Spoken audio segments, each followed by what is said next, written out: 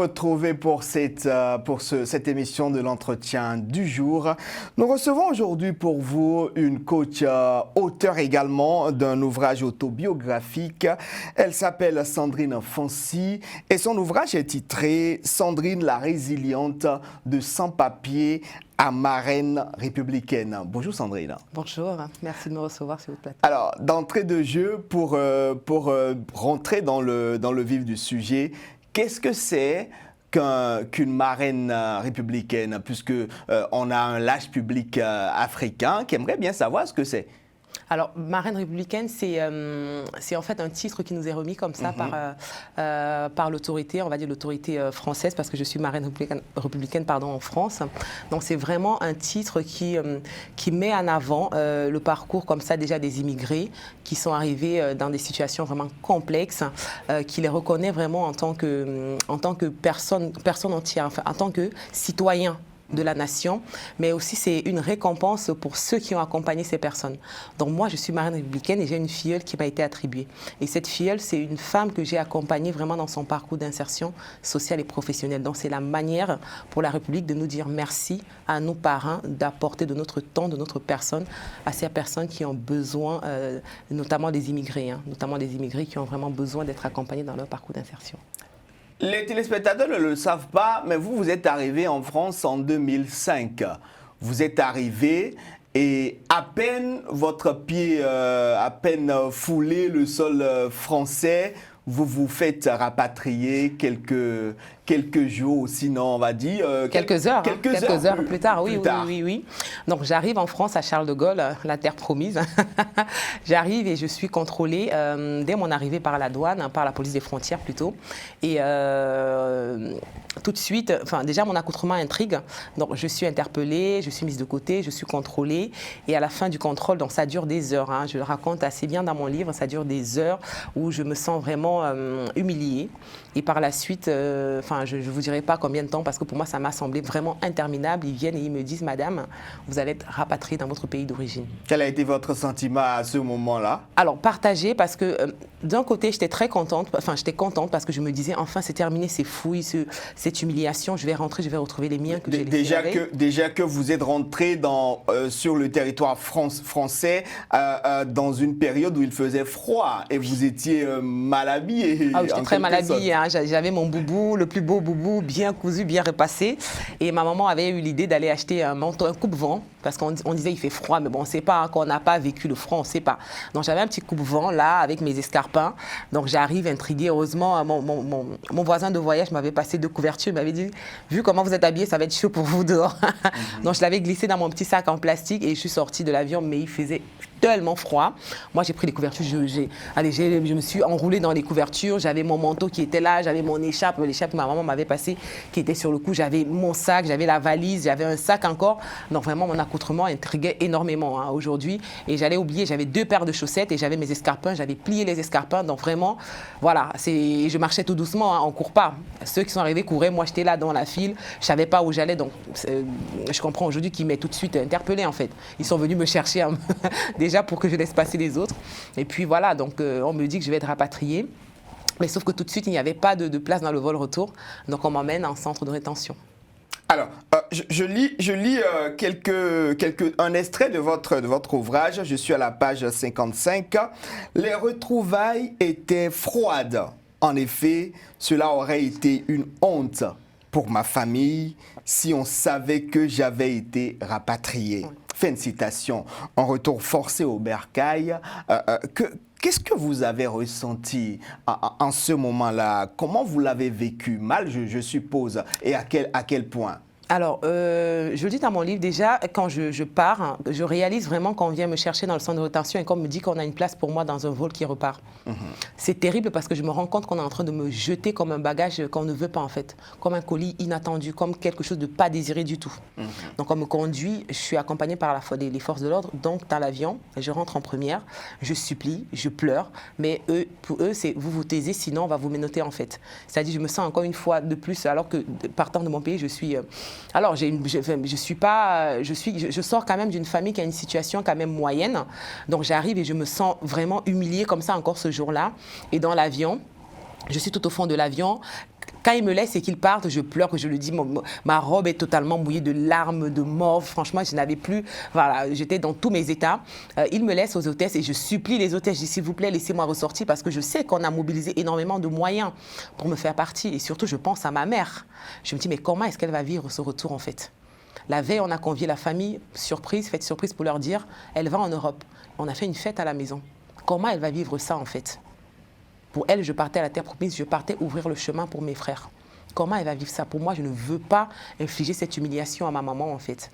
Donc, je suis dans l'avion et l'avion décolle. Je le dis, et là où je prie, mais tous les dieux qu'on n'arrive jamais, en fait. Je souhaite que cet avion-là se crache. Sincèrement, parce que je ne veux pas arriver et affronter le regard de ma mère. Lui infliger cela. Donc j'arrive, c'est vraiment glacial parce que j'arrive et mon passeport est remis comme ça aux autorités camerounaises. Donc je suis escortée encore par la police et encore amenée dans un endroit où, voilà, où on retient ceux qui sont prisonniers en fait, le temps de voir en fait ce qu'il en est. Donc j'arrive et je vois de loin plus tard ma maman et la famille qui était là, ils font vraiment des mains et des pieds pour que je ne dorme pas là. Parce que pour elle, si je passe la nuit en prison, elle ne s'en remettra jamais. Jamais, jamais. Et puis, une fois que tout est fait, je suis ramenée, mais pas à la maison, bien évidemment. Je suis amenée chez un membre de la famille qui est très, très, très, très loin de la capitale. Pour que l'information ne fuite pas. Bien sûr, pour qu'on ne sache pas que je suis rentrée. Et surtout, je n'ai pas droit. Il ne faut pas que je touche un téléphone. Je n'ai pas de téléphone, je n'ai rien.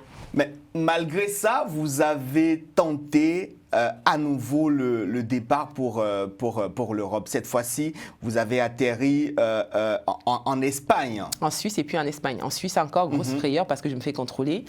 Je panique, je suis au bord de faire une attaque. Je suis vraiment terrorisée parce que j'ai un nouveau contrôle. Et la personne qui me contrôle elle a des doutes un petit peu par rapport à mon retour précoce, à ma revenue, mais je ne sais pas si je peux dire que c'est une grâce. Mais là, elle a ce geste-là que je n'oublierai jamais, un téléphone qui sonne et elle passe mon passeport à son collègue qui regarde et qui tamponne et me laisse partir donc pour reprendre le vol qui m'amène en Espagne. Et inutile de vous dire comment j'étais dans l'avion. J'étais en mode, voilà. C'était l'Europe à tout prix, on pouvait dire. Alors, j'avais compris que cette fois-là, j'avais eu cette opportunité de repartir. On ne me l'avait pas dit, mais j'avais compris au deuxième départ, que je n'avais plus le droit à l'erreur, que même s'il fallait que j'aille en prison, j'allais en prison là-bas, mais que je n'avais plus le droit à l'erreur en fait. Donc là, il fallait que je me batte toute seule pour y arriver. Les parents se sont sacrifiés doublement, on peut le dire. Bien sûr, bien sûr. Ce qu'il faut dire, c'est qu'effectivement, il y avait déjà eu de grosses dettes qui avaient été... voilà, maman avait quand même vidé toutes ses économies pour me faire partir la première fois. Donc déjà, j'avais un petit peu d'argent pour commencer ma nouvelle vie. Mais là, au deuxième voyage, il a fallu qu'on réduise cet argent pour repayer un billet d'avion, pour préparer, si on peut dire, le voyage pour que je puisse partir, pour avoir tous les éléments qu'il fallait cette fois-ci pour rentrer en Europe. Oui. Un autre extrait de l'ouvrage, page 113, je cite « Quelques mois après l'arrivée de ma fille, Léana, puisque vous avez accouché entre-temps, qui était française, j'ai pu obtenir le précieux document, mon premier titre de séjour. » Vous avez passé combien de temps avant de l'obtenir? 2 ans. 2 ans. 2 ans. Ok. C'était un peu plus de 2 ans, oui. Entre-temps, j'avais maman qui était venue, j'avais mon frère qui était venu. Et la venue de ma fille, voilà, ça m'a permis d'avoir donc ce titre de séjour-là. Et inutile de vous raconter comment j'étais ce jour-là. Le jour où on arrive à avoir un document qui est tamponné par l'État français, en fait. J'ai fait des centaines, j'ai envie de dire, de photocopies que j'ai gardées. J'ai gardé mon titre, j'ai plastifié pour être sûre de l'avoir tout le temps avec moi. Mais j'aurais pu marcher et le brandir partout. J'allais même solliciter la police pour rien, pour avoir un renseignement, juste pour dire je suis en règle en fait. Parce que quand on a vécu la vie de sans-papier, c'est un événement historique. Le sésame obtenu, vous vous êtes dit je ne m'en arrêterai pas là.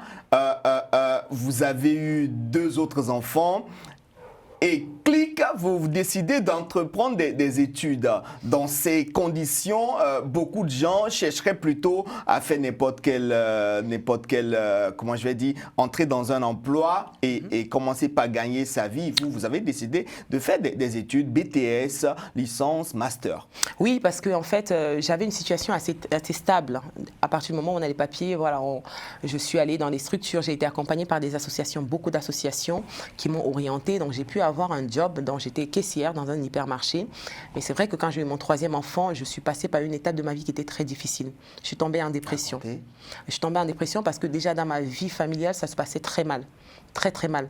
J'étais à court de revenus et j'étais arrivée à un point où ça n'allait plus en fait. Et c'est là où j'ai fait ma première tentative en fait de mettre fin. Voilà, je me suis dit, c'est très dur. Je venais d'avoir mon enfant, j'étais en dépression, je n'avais pas les moyens financiers, c'était très très dur, c'était terrible. En fait, je vivais une situation de couple assez délicate, assez compliquée en fait. Et là, ma maman, qui ne m'a jamais lâché, m'a dit, si tu veux t'en sortir, tu n'as pas deux options. Tu es dans un pays où il y a des opportunités, tu as la possibilité de rentrer à l'école. Déjà, elle voulait rentrer à l'école pour faire valider son diplôme d'aide-soignante. Ah ouais. Donc elle me dit, c'est soit tu reprends tes études, soit tu restes là. C'est comme tu veux en fait. Mais il n'y a pas d'autre solution.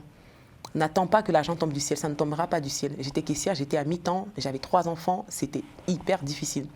Donc j'avais aussi les clients qui m'encourageaient, hein, qui me disaient, voilà madame, ne restez pas en caisse, vous avez quelque chose en fait, le service client, vous l'avez dans la... Voilà, vous êtes vraiment quelqu'un de bien et je pense que vous pouvez apporter beaucoup mieux que d'être en caisse. Donc là, pour qu'on me laisse un peu tranquille, je me suis dit, bon allez, je vais tenter, je vais essayer de reprendre mes études, mais sans grande conviction. Hein. Et je m'inscris donc pour que ma maman me lâche un peu, je m'inscris en BTS et là, mon dossier est accepté. Et vous avez fait le BTS, vous avez fait la licence, vous avez obtenu un diplôme de master et aujourd'hui vous êtes conseillère clientèle dans une banque. On va, pour finir cette émission, puisqu'on est presque à la fin, je vais me permettre encore de distiller l'émotion qu'on peut tirer de votre ouvrage aux téléspectateurs en lisant cet extrait que j'ai tiré de la page 186. Je lis ceci, ce sont les propos de votre mère. « Tu reviens de très loin. Notre histoire est extraordinaire. N'hésite pas à la partager pour motiver les autres et leur éviter de faire les mêmes erreurs comme tu le fais. » Et c'est ça qui a motivé certainement cet ouvrage que vous avez édité aujourd'hui, que nous présentons. Totalement en partie parce que j'avais commencé mes accompagnements pendant mon cursus comme ça académique. Donc j'avais mes enseignants qui m'appelaient de temps en temps pour parler, pour motiver un peu les jeunes en fait. Parce que voilà, j'étais en cours, hein, pendant mes études, j'étais avec des plus jeunes que moi. Donc on m'appelait, je venais, j'ai commencé à accompagner. Et puis j'ai pris l'initiative d'aller moi dans les structures qui m'avaient accompagné quand j'étais vraiment en situation précaire pour leur dire, écoutez, je sais qu'il y a des personnes qui vont venir vous voir, qui viennent vous voir, qui sont dans la situation dans laquelle j'étais il y a quelques années. Et je pense qu'à l'époque, si j'avais eu quelqu'un qui était passé me dire, Sandrine, je suis passée par là, ça va aller, ça aurait changé les choses. Donc moi, je viens, appelez-moi s'il y a besoin, je suis là, je suis disponible pour aider ces personnes-là, pour les booster. J'admire votre courage. Nous sommes à la fin de cette émission. Merci d'être venu sur ce plateau. Avec grand plaisir. Voilà, c'est la fin, chers téléspectateurs. On était avec Sandrine Fancy, auteure de cet ouvrage titré Sandrine la résiliente, de sans-papiers à marraine républicaine. Merci de l'avoir suivi, portez-vous bien et continuez à vous informer en regardant Télé Sud. Au revoir. Au revoir.